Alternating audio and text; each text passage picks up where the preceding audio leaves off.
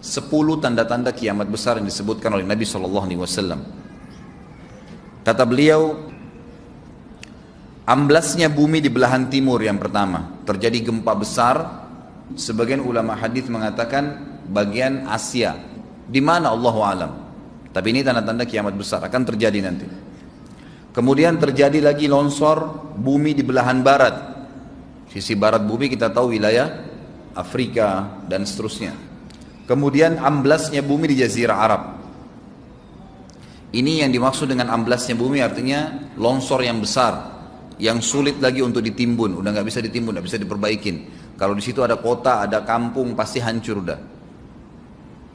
3 sekaligus terjadi longsor di 3 titik yang berbeda dan secara waktu atau dalam waktu yang bersamaan. Ini sudah selangsung 3 tanda-tanda kiamat. Jadi pada saat terjadi di timur itu tanda-tanda kiamat besar 1. Terjadi di barat tanda-tanda kiamat besar 2. Terjadi di Jazirah Arab tanda-tanda kiamat besar 3. Kemudian di dalam hadis ini disebutkan secara beracak. Nanti sebentar setelah saya terjemahkan hadis ini saya akan sebutkan urutannya. Lalu kata Nabi SAW, kabut yang menutupi bumi ini.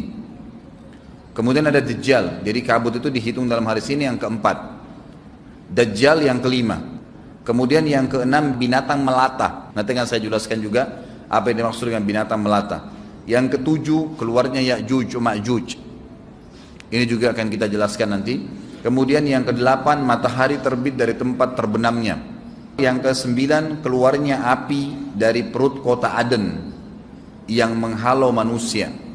Sulit, manusia tidak bisa melalui Jazirah Arab. Kemudian yang ke-10 turunnya Isa putra Maryam. Turunnya Isa putra Maryam. Tentu saya katakan tadi hadis ini disebutkan dan disepakati oleh para ulama sifatnya teracak. Karena cukup banyak dalil-dalil yang lain yang mengurut kejadian ini. Urutan yang pertama dari 10 ini adalah keluarnya Dajjal. Ini urutan pertama. Dajjal, jemaah sekalian, adalah diambil dari kata-kata Dajjalah yang berarti kekacauan. Ciri-ciri Dajjal disebutkan dalam banyak hadis yang sahih adalah mata kanannya yang paling pertama rusak seperti anggur kering. Kata Nabi SAW dalam hadis sahih, ketahuilah Dajjal buta mata kanannya dan Tuhan kalian tidak buta, karena dia akan mengaku sebagai Tuhan.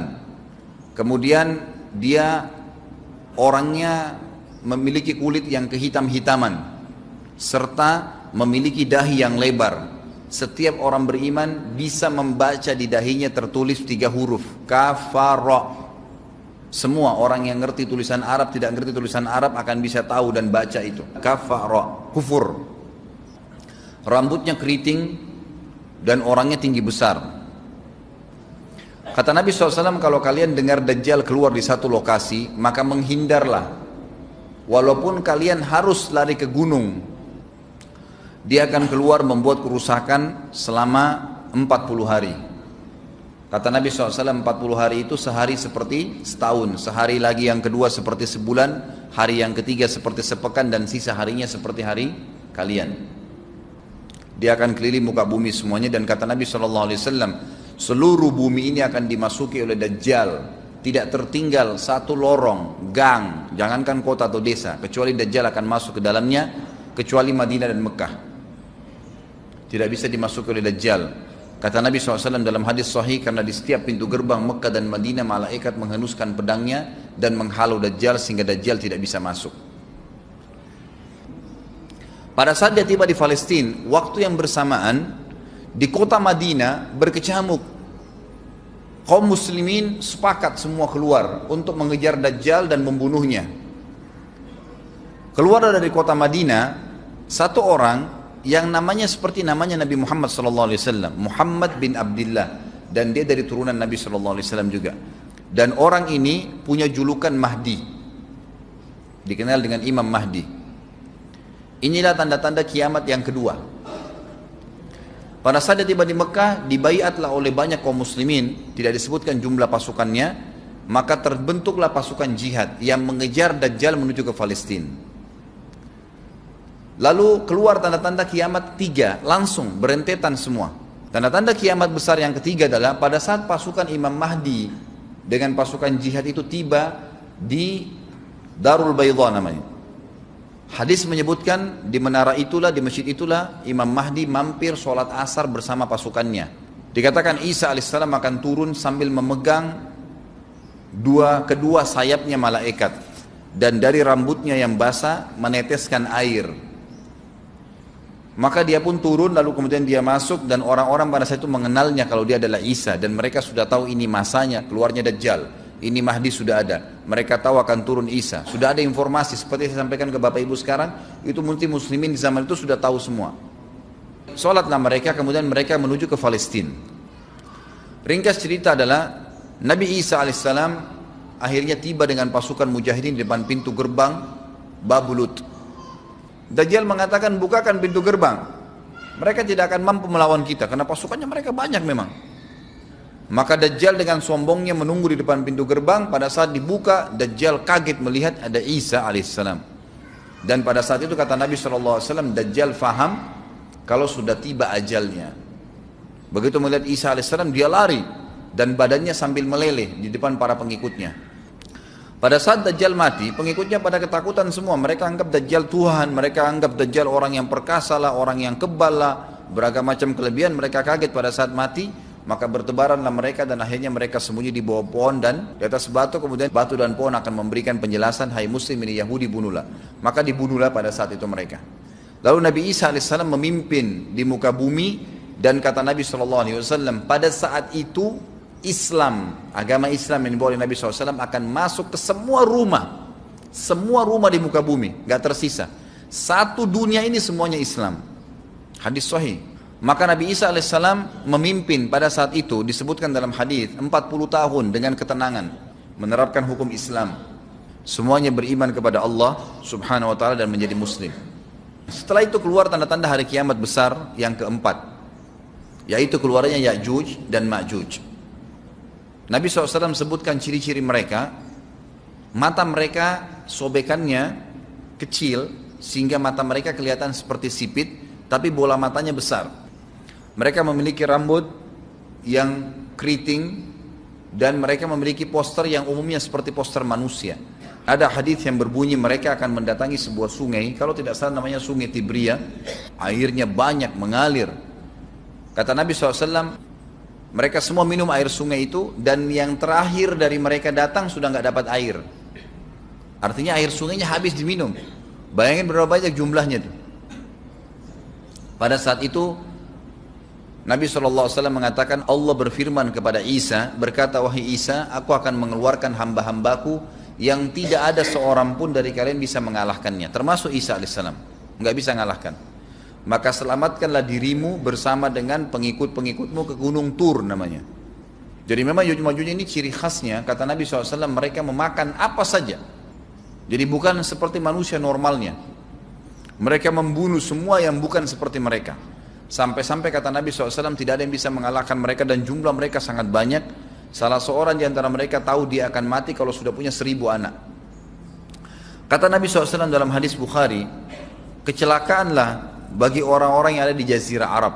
Kemungkinan besar makna ini adalah tempat mereka dekat dengan Jazirah Arab. Kata Nabi SAW, kecelakaan bagi orang-orang yang Jazirah Arab, karena telah terbuka dari lubangnya Ya'juj Ma'juj sebesar ini. Udah kasih isyarat dengan jari ibu jari sama jari tengahnya. Artinya mereka sudah bisa melihat keluar. Pada saat mereka keluar, maka mereka akan mulai membuat kerusakan. Kata Nabi SAW di dalam hadis sahih riwayat Imam Bukhari, bahwasanya Ya'juj Ma'juj akan membunuh siapapun yang mereka temui. Bahkan pada saat mereka sudah merasa menguasai bumi, mereka melepaskan anak-anak panah mereka ke langit. Lalu Allah menurunkan anak-anak panah mereka sebagai fitnah dipenuhi dengan darah. Maka mereka berkata, kami telah membunuh semua yang ada di bumi dan semua yang ada di langit. Kata Nabi SAW, Allah lalu mengizinkan Isa untuk berdoa kepada Allah agar memusnahkan mereka. Maka Isa alaihissalam pun akhirnya berdoa, meminta kepada Allah subhanahu wa ta'ala agar mereka semua dimusnahkan. Maka pada saat itu pun Allah subhanahu wa ta'ala menurunkan kepada mereka hama.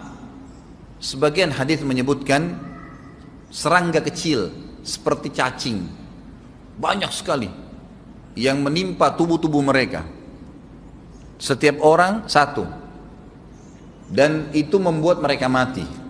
Kemudian setelah itu Isa alaihissalam memimpin lagi di muka bumi sampai beliau meninggal.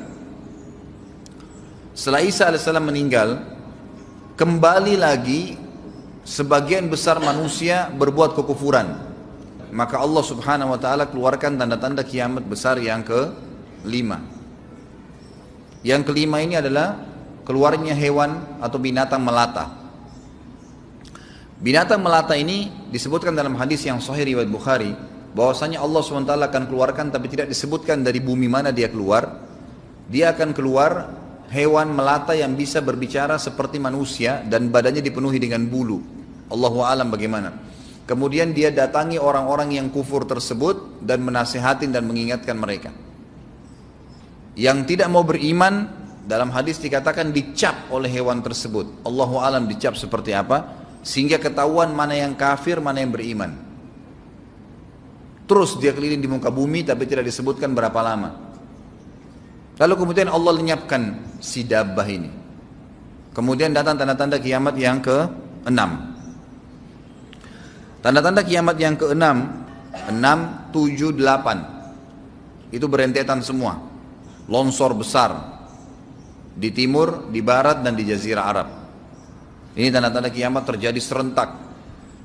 Sudah 8. Kemudian terjadi yang ke-9, keluarnya api dari negeri atau dari kota Aden. Kota Aden ini di Yaman ya. Tentu hadis menjelaskan tentang masalah api yang keluar ini, artinya api bukan main-main, ini bukan kebakaran sebuah masjid atau sebuah bangunan 10 tingkat. Api ini bisa menghalau manusia untuk jalan karena panasnya. Sebagian riwayat menjelaskan api tersebut akan berdiri seperti gunung yang besar dan dari seluruh pelosok dunia bisa kelihatan. Kita bisa bayangkan bagaimana itu. Yang akhirnya akan menggiring atau menghalangi orang-orang untuk jalan, susah. Sebagian ulama hadis mengatakan mereka nggak bisa jalan, tidak bisa ada penerbangan, tidak bisa ada orang jalan karena panasnya bumi ini dari api tersebut. Dan itu memang kemungkinan besar akan keluar satu waktu, Allahu a'lam kapan. Dan yang terakhir tanda-tanda kiamat sebelum ditiup sangkakala adalah terbitnya matahari dari tempat terbenamnya. Dan ini sudah terakhir sekali.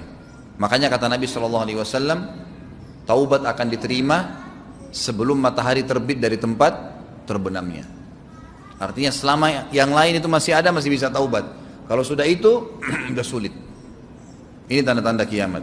Sebagian ulama memasukkan tanda-tanda hari kiamat kecil, ada yang masukkan tanda-tanda kiamat besar. Ada dua hal. Yang pertama itu adalah keluarnya Dzu Suwakatain. Ada orang dari negeri Habasyah dikenal dengan Dzu Suwaka. Dzu Suwaka ini sak artinya betis. Diberikan julukan Dzu Suwaka karena betisnya sangat kecil. Orang ini Bapak Ibu sekalian kata Nabi SAW akan menghancurkan Ka'bah. Dan kata para ulama pada saat itu memang manusia sudah sunyi, nggak ada lagi yang datangin Ka'bah. Orang-orang sudah lalai gitu kan. Keluarlah orang ini. Makanya sebagian ulama masukkan dia tanda-tanda kiamat sebelum terbitnya matahari dari tempat terbenam. Ditambahkan ini yang ke-11 atau ini yang ke-10, terbitnya nanti kiamat yang ke-11. Kata Nabi SAW, dia akan mencabut batu-batu Ka'bah satu persatu sampai rata dengan tanah. Dan saya sedang dilihatkan oleh Allah sekarang bagaimana pada saat dia mencabut batu itu. Hadis sahih riwayat Bukhari Muslim. Yang terakhir, yang kedua, yang berhubungan juga dengan tanda-tanda kiamat, ada yang memasukkan kiamat kecil, tapi ini lebih dekat dengan kiamat besar. Orang yang terakhir meninggal itu adalah orang dari asli suku Madinah yang sedang mengembala kambing. Kata Nabi SAW, orang yang terakhir meninggal dari kalian kalangan manusia, semua orang sudah mati tinggal dia sendiri, tapi dia nggak tahu.